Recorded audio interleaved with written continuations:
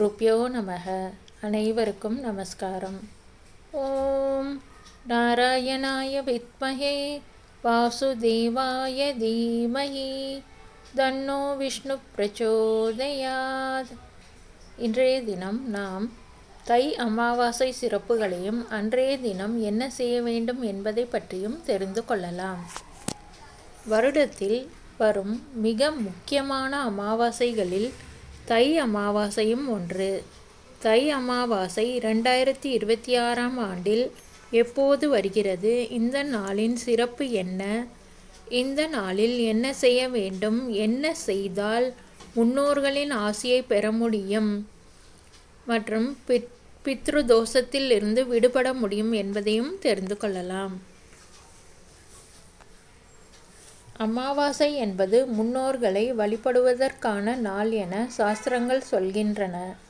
சமஸ்கிருத வார்த்தையான அமாவாசை என்ற சொல்லில் அமா என்றால் ஒன்று சேருதல், வாசை என்றால் வசித்தல் அல்லது வருகை தருதல் என்று பொருள்.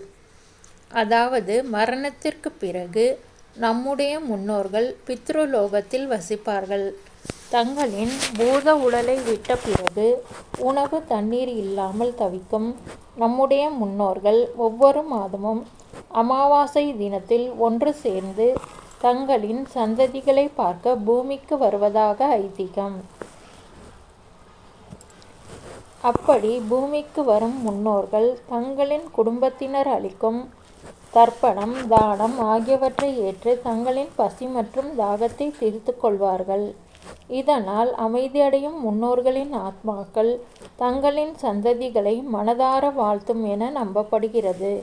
இதனாலேயே அமாவாசை தினத்தில் முன்னோர்களை வழிபட்டு பித்ருக்கடன் நிறைவேற்ற வேண்டும் என சொல்லப்படுகிறது.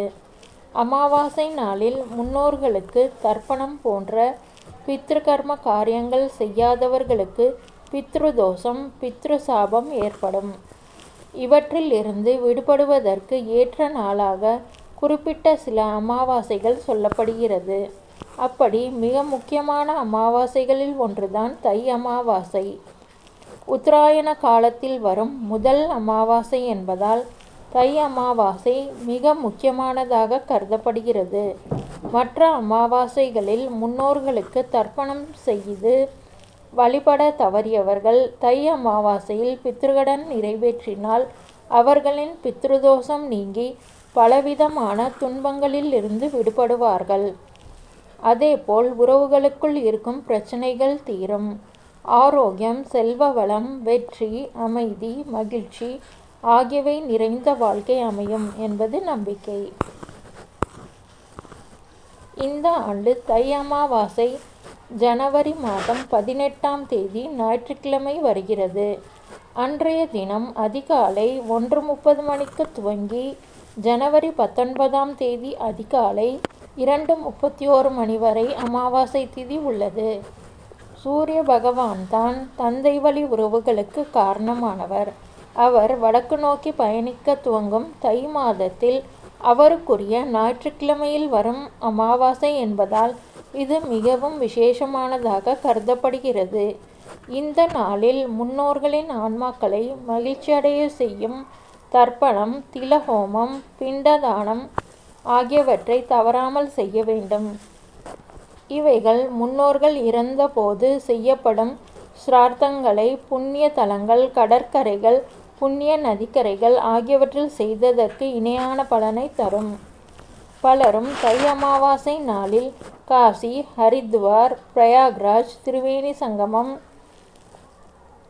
ராமேஸ்வரம், கன்னியாகுமரி உள்ளிட்ட புனித தலங்களில் முன்னோர்களுக்கு தர்ப்பணம் அளிப்பார்கள்.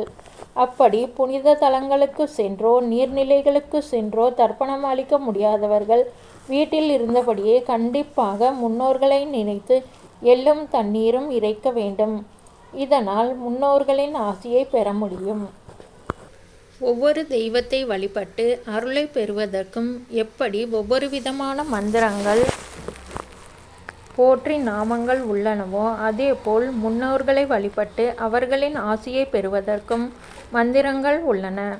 இவற்றில் மிகவும் சக்தி வாய்ந்தது பித்ரு காயத்ரி மந்திரம் ஆகும். இந்த மந்திரங்களை அமாவாசை நாட்களில் சொல்லி வழிபடுவதால் பித்ருதோஷம், வீட்டில் சுபகாரியங்கள் நடப்பதில் இருக்கும் தடைகள் உள்ளிட்ட அனைத்தும் நீங்கிவிடும். முன்னோர்களின் ஆசி முழுவதுமாக கிடைக்கும். பித்ருகாயத்ரி மந்திரம் என்பது முன்னோர்களின் ஆசியை பெறுவதற்காக சொல்லப்படுவதாகும். மகாலய பட்ச காலத்தில் இந்த மந்திரத்தை சொல்வது மிகவும் புண்ணியமானதாக கருதப்படுகிறது. இந்த மந்திரங்களை தொடர்ந்து சொல்லி வருவதால் பித்ருதோஷத்தில் இருந்து விடுதலை கிடைக்கும். முதலில் அமாவாசை நாளில் முன்னோர்களை நினைத்து எள்ளும் தண்ணீரும் இறைக்கும் போது 11 முறை பித்ருகாயத்ரி மந்திரங்களை சொல்லி எள்ளும் தண்ணீரும் இறைத்துவிட்டு சிறிது நேரம் முன்னோர்களை நினைத்து தியானம் செய்ய வேண்டும். அந்த சமயத்தில் முன்னோர்களிடம் நீங்கள் ஏதாவது சொல்ல வேண்டும் என விரும்பினாலோ அவர்களிடம் ஏதாவது வேண்டிக்கொள்ள நினைத்தாலோ இந்த சமயத்தில் கேட்கலாம். நீங்கள் வேண்டிக்கொள்ளும் போது உங்களுடைய முன்னோர்களுக்கு விஷ்ணு லோகத்தில் இடம் கிடைக்க வேண்டும் என பிரார்த்தனை செய்ய வேண்டும்.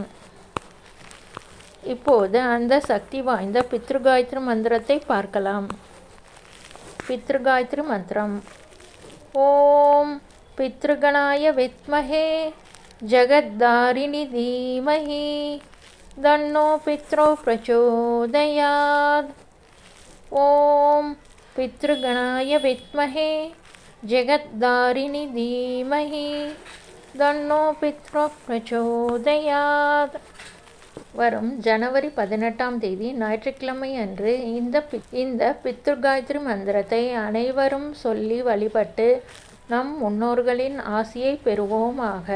சர்வம் ஸ்ரீ கிருஷ்ணார்ப்பணமஸ்து.